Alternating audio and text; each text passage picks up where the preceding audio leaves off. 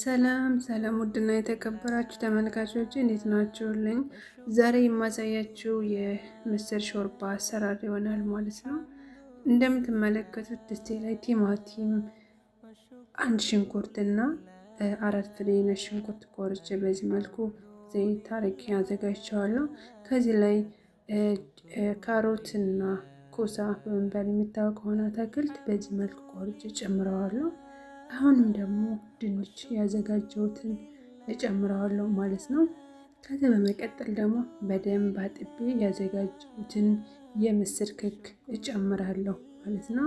እናንተ ይበቃኛል የምትሉትን አድርጉ።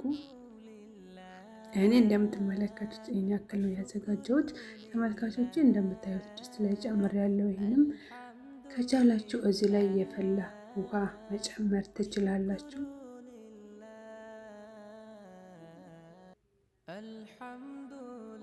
ተመልካቾችን እንደምትመለከቱት የፈላ ውሃ ጨምሬያለሁ። በዚህ መልኩ የፈላ ውሃ ከጨመርኩ በኋላ ቃሪያም ጨምሬ እሳቱን ቀነስ አድርጌ እንዲበስል አድርገዋለሁ ማለት ነው። ከበሰለልኝ በኋላ ደግሞ ይህን እንደምትመለከቱት ይህን ሸሪያ ጠብስና የበሰለውን ሾርባ አብርጄ ፈጭቼ ከጠበስኩት ሸሪያ ላይ ጨምረዋለሁ ማለት ነው። ከዚህ ላይ ውሃ መጨመር ትችላላችሁ። ክሬማ፣ የምግብ ክሬማ መጨመር ትችላላችሁ። ቦታውን አስቀምጥላችኋለሁ። ይኸው እዚህ ላይ እኔ የጨመርኩት ቅመም ከሙን፣ 1 ማንኪያ እርድ፣ 1 የሻይ ማንኪያ ቆንጆ በርበሬ እና 1 ፍሬ ማጊ ወይም ደግሞ መረቃ ነው። ከዛ በዚህ መልኩ ካማሰልኩት በኋላ እናንተ ክሬሙ መጨመር ትችላላችሁ። አሁን ላይ እኔ ግን ክሬሙን አልተጠቀምኩም ማለት ነው።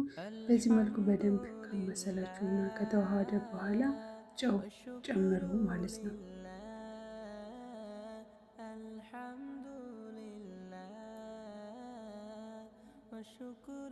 ተመልካቾቼ መልካም አመለካከት ስላላችሁ እና ደጋግ ኮመንት እየሰጣችሁ ስለምታበረታቱኝ እጅግ በጣም ነው የማመሰግነው።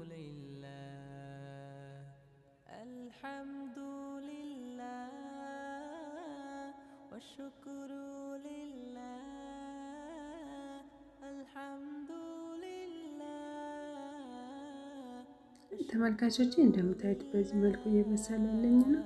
ቅመሙንም እያማሰልኩ በአንድ ላይ ሚክስ አድርጌዋለሁ። እዚህ ላይ ወፍራም ስለሆነ ውሃ ጨምርበታለሁ ማለት ነው። ባይዘዊ ወተትን መጨመር ትችላላችሁ ማለት ነው። ይህን ይመስላል። በተለይ ለልጆች በጣም ለስለስ ያለ ሾርባ ነው ማለት ነው። ተመልካቾቼ በዚህ መልኩ በስሎልኛል። መጨረሻ ላይ ቅቤን እጨምራለሁ።